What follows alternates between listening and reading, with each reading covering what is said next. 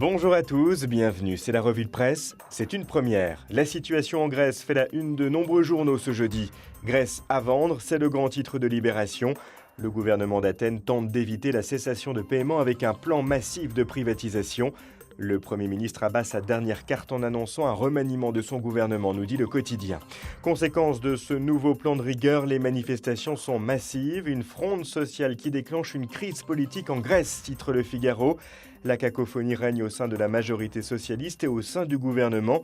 Certains ministres ont même arrêté de travailler prétextant le manque de moyens pour mener à bien les réformes imposées par l'Europe et le FMI, écrit le journal. L'actualité internationale nous conduit également en Côte d'Ivoire. 2 mois après la chute de Gbagbo, Libération nous emmène à Abidjan où la situation est loin de faire rêver. Sur place, on circule toujours à ses risques et périls. L'insécurité demeure, freinant d'autant le redémarrage économique du pays. Policiers et gendarmes sont réapparus, mais certains hésitent à reprendre du service par peur des représailles. Et en Tunisie, on commence à en savoir un peu plus sur les pratiques de l'ancien président. Le Parisien, aujourd'hui en France, consacre un article au majordome de Ben Ali. Ce dernier raconte ses 23 années aux côtés des Ben Ali dans un livre qui vient de paraître. Il revient sur l'état de santé défaillant du président et sur le comportement de Madame et de sa famille. Extrait, les Trabelsi exproprient à tout va et s'emparent des antiquités qui appartiennent au patrimoine tunisien.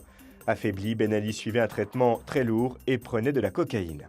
En France, c'est le cannabis qui fait la une. La gauche veut relancer le débat tabou de la dépénalisation, titre Le Monde. Le député Daniel Vaillant prône une légalisation contrôlée, la vente sous licence. La législation française très restrictive n'empêche pas une consommation record, relate le quotidien. Martine Aubry a promis de se saisir du problème, ajoute le Parisien aujourd'hui en France. La première secrétaire prévoit d'ailleurs de rencontrer Daniel Vaillant.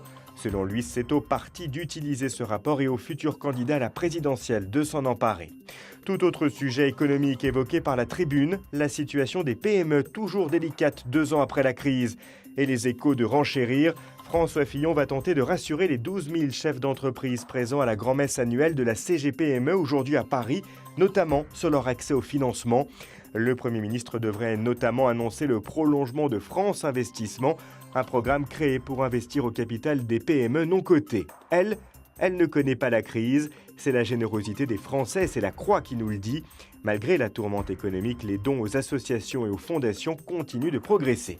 La photo du jour, c'est une image bien connue et rituelle, celle de candidats au bac concentrés sur leur sujet. Les épreuves ont débuté ce jeudi avec la philosophie. Quant à nous, nous philosopherons demain sur la presse. Alors rendez-vous, même lieu, même heure.